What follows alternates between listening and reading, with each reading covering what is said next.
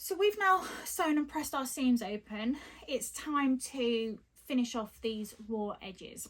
So the raw edges are now on the inside of the garment, and whilst that's fine and no one's going to see them, it's a really good idea to finish them off, because if you're using a fabric that is likely to fray, like a cotton for example, if you were to put your garment in the wash, the fraying would get worse and worse and worse, and it might damage the integrity of your garment, and it might be a bit uncomfortable to wear, and ultimately we want to make sure that our garments are just as beautiful on the inside as they are on the outside. So I'm going to teach you how to finish off these raw edges using your zigzag function on your sewing machine.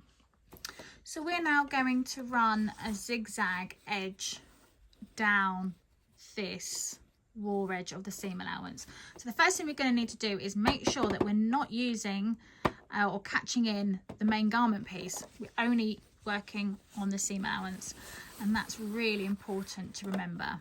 Okay, so I have now set my machine to zigzag, and it's about 3.5 mil in width, and I've turned it down to about 1 mil in length.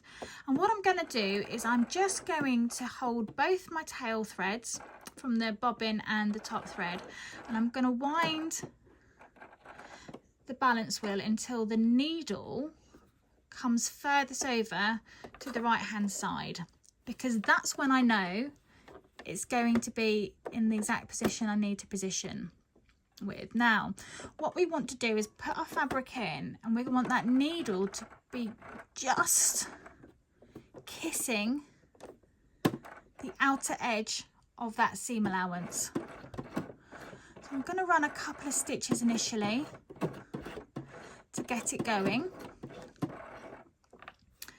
and what you may find with this stitch is that the motion of the thread coming in to the seam allowance may end up sort of eating up your fabric a little bit, so it won't look quite as neat as you might want it to be, but there are very specific presser foots that you can get to assist with this, so I'll show you how to do that with the different presser feet in a second.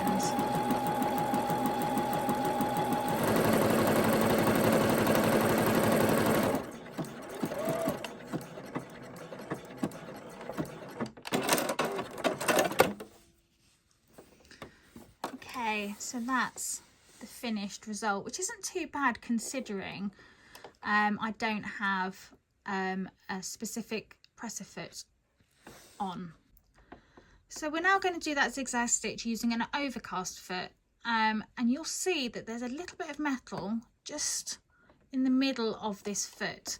Now this bit of metal isn't attached, there's a little gap here to allow the stitches to come out, but the idea is that you stitch with your zigzag and you start on this side, and that metal bar prevents the stitch from being able to eat into your fabric. So all you need to do is you'll guide the raw edge against this little rudder here, and the rest should sort itself out. So we're going to go and do that now. Right, so I've kept the settings exactly the same, so I'm on about 3.5 mil width and 1 mil length, and I'm going to start off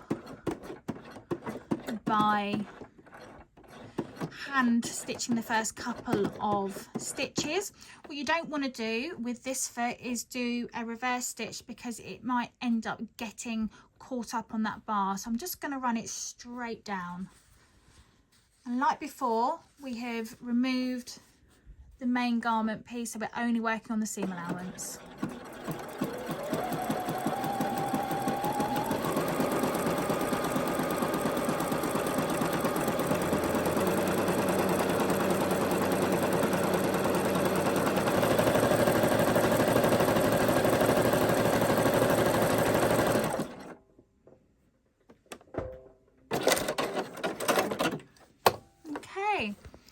So that's the finished result on that one, and I have to say that is looking lovely and neat. So what I will do is go and press this out, and that is how you zigzag finish your seam allowances.